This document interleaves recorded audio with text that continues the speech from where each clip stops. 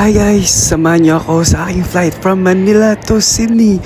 So 11 o'clock nga ng gabi yung flight ko from Manila to Sydney.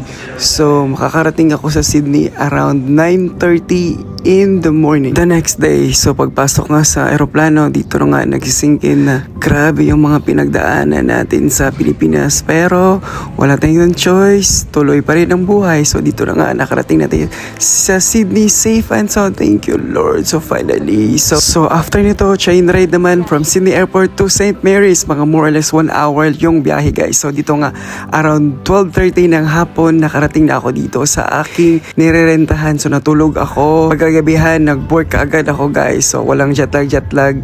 Back to work kaagad. So alas 10 ng gabi, start ng work.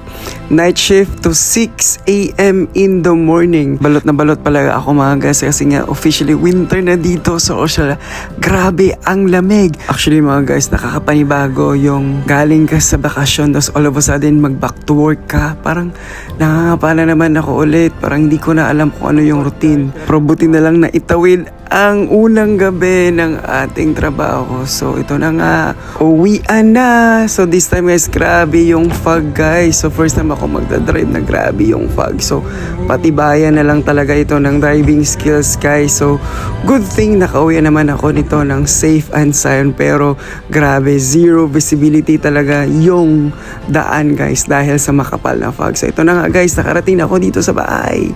Thank you Lord, thank you. Welcome back to me, welcome back to Australia, welcome back to Sydney. Yay, parang panaginip at ngayon nagising na ako sa katotohanan. Bye!